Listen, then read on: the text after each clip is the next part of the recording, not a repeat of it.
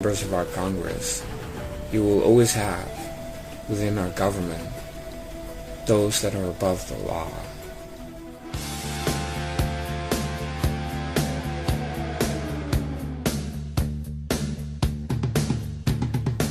Hey, it's me. And as you know, there's massive election fraud going on right now in Florida. And you have Rick Scott, who is senator-elect, and you have Ron DeSantis, who's governor-elect. It's not going to change. But you see, Democrats, they don't like elections. They cheat to try and win elections. When they lose, then they try to cheat to win anyway. And you have to understand that, DimDems are not that confident. Because why would you have to cheat before elections if you really feel like the whole country supports you and you're really the default setting? And why would you not accept election results?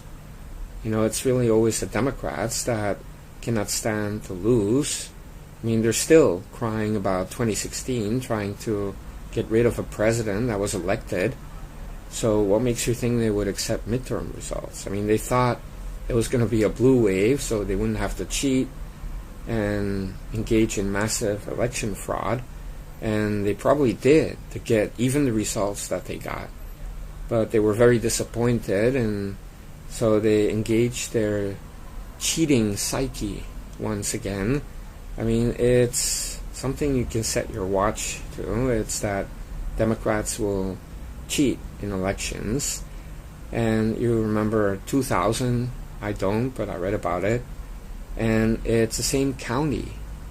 And you have massive corruption there.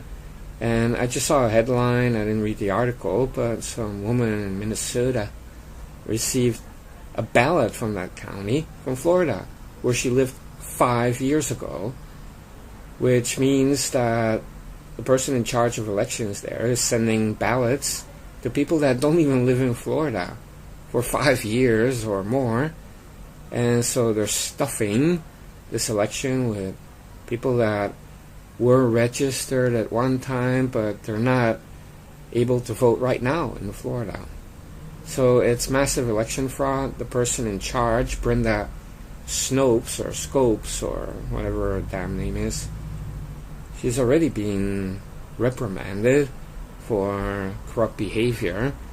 But now we have a Republican president, and this election fraud will be exposed.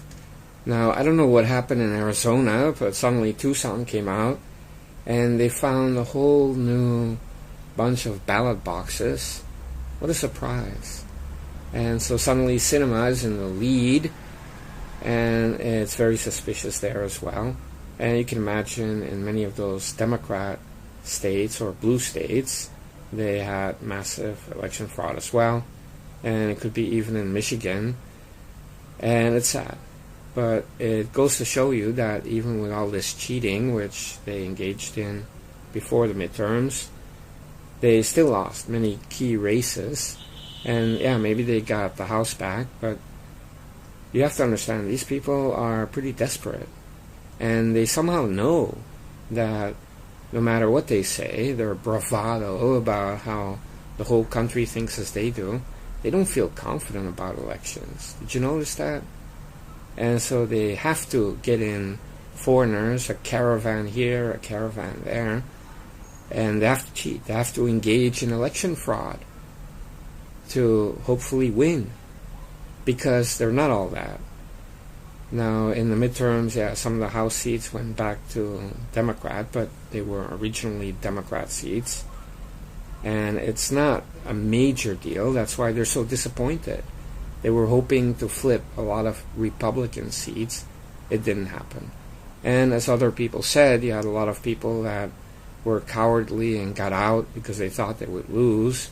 Paul Ryan, Trey Gowdy, real scumbags like that, which kind of helped for the whole momentum of the Democrats. But when you're looking at Florida right now, they're so desperate to have control of Florida. Why?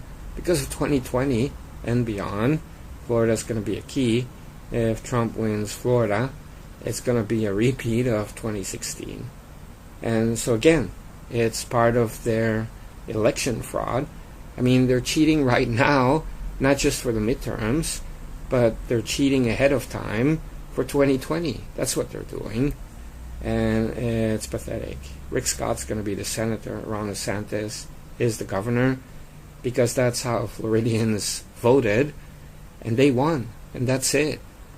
But I want to see some people arrested and convicted for election fraud, starting with Brenda Snopes